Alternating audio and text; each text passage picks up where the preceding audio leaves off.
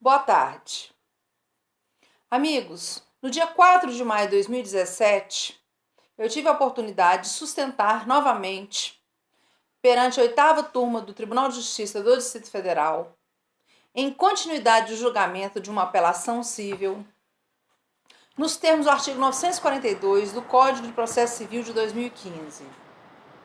Ou seja, quando o resultado da apelação não é unânime, convoca-se mais outros componentes para desempatar o julgamento. Nesse sentido, é dada a palavra ao advogado para sustentar oralmente. Aqui vai a minha sustentação oral. Senhores desembargadores, gostaria de destacar aqui 4 pontos importantes, neste caso concreto, para que prevaleça o voto do desembargador de Aulas Costa Ribeiro.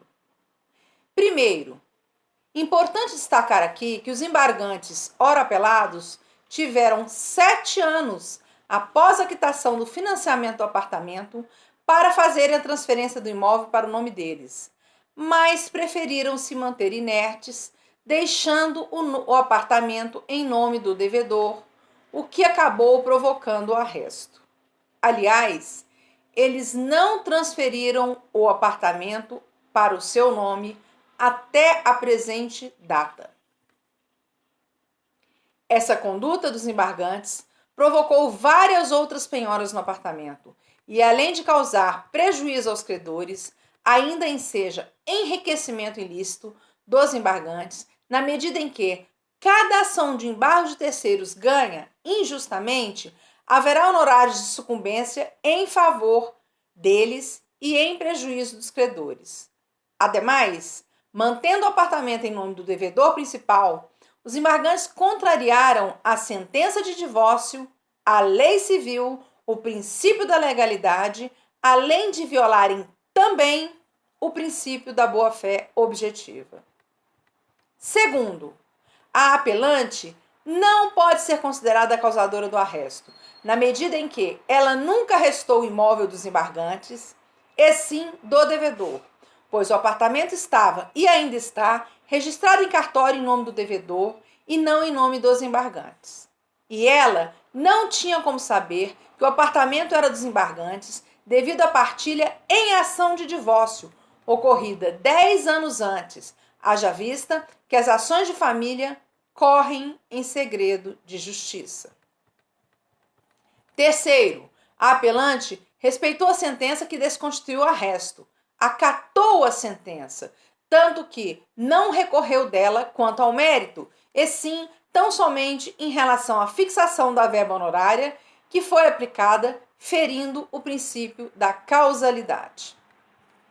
Quarto e último, é que a apelante não feriu o princípio da legalidade, na medida em que ela tão somente se utilizou dos meios processuais disponíveis para ir atrás de seus direitos na justiça e não pode ser penalizada por exercer seu direito de defesa, que estará sendo cerceado se admitirmos que ela sequer possa contestar a ação de embargo de terceiros.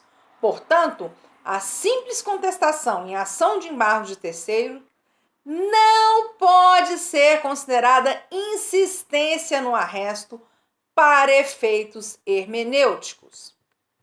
Sendo assim, é imprescindível que, neste caso, deve-se aplicar a primeira parte da tese firmada no recurso repetitivo do Superior Tribunal de Justiça, recurso especial número 1.452.840 de São Paulo, em caso semelhante, onde se fixou a seguinte tese, aspas, nos embargos de terceiro cujo pedido foi acolhido para desconstituir a constrição judicial, os honorários advocatícios serão arbitrados com base no princípio da causalidade, responsabilizando-se o atual proprietário embargante se este não atualizou os dados cadastrais. E não a segunda parte, que diz, aspas, os encargos de sucumbência serão suportados pela parte embargada, porém, na hipótese em que esta, depois de tomar ciência da transmissão do bem, apresentar ou insistir na impugnação ou recurso para manter a penhora sobre o bem cujo domínio foi transferido para terceiro. Fecho aspas.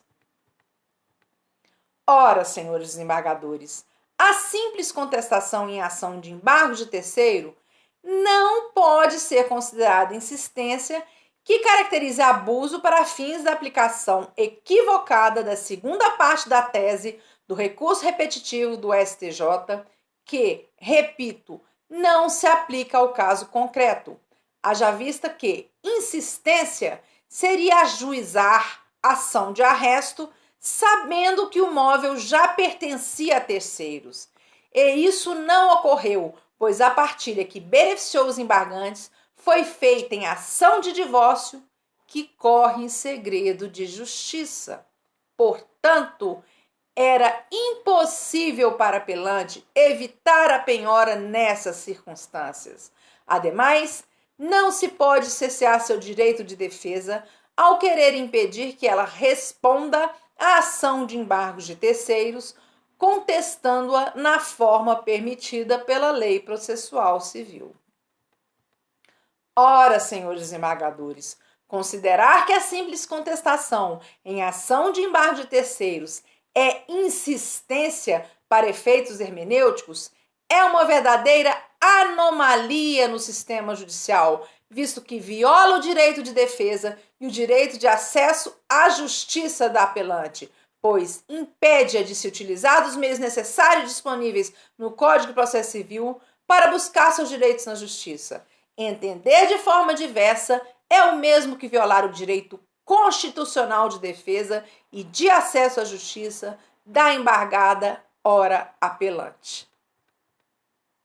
Hoje, Vossas Excelências têm a oportunidade de corrigir essa injustiça, aderindo ao voto do desembargador de Aulas Ribeiro, que aplicou de forma brilhante a lei ao caso concreto, proporcionando a verdadeira justiça.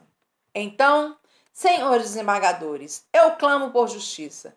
Não é justo alguém agir legitimamente pelos meios processuais disponíveis e, no final, ter que pagar uma verba honorária exorbitante em uma ação cujos causadores foram os próprios embargantes e não a embargada, ora apelante. Isso, no mínimo, é uma tremenda injustiça. Enfim, senhores desembargadores, eu peço às vossas excelências que votem com o desembargador de Aulas Ribeiro, que, com sensibilidade e senso de justiça, conseguiu encontrar a melhor solução para o caso concreto, aplicando corretamente a primeira parte da tese firmada no recurso especial 1.452.840 de São Paulo, do Superior Tribunal de Justiça, a fim de que prevaleça o seu voto, que conheceu e proveu o apelo, invertendo-se a verba de sucumbência e fixando os honorários em R$1.000, tendo em vista as particularidades deste caso aqui explanadas. E, finalizando, gostaria de relembrar aqui um pensamento do jurista americano Hansen Clark, quando disse: um direito não é o que alguém lhe dá, é o que ninguém pode lhe tirar. Muito obrigada.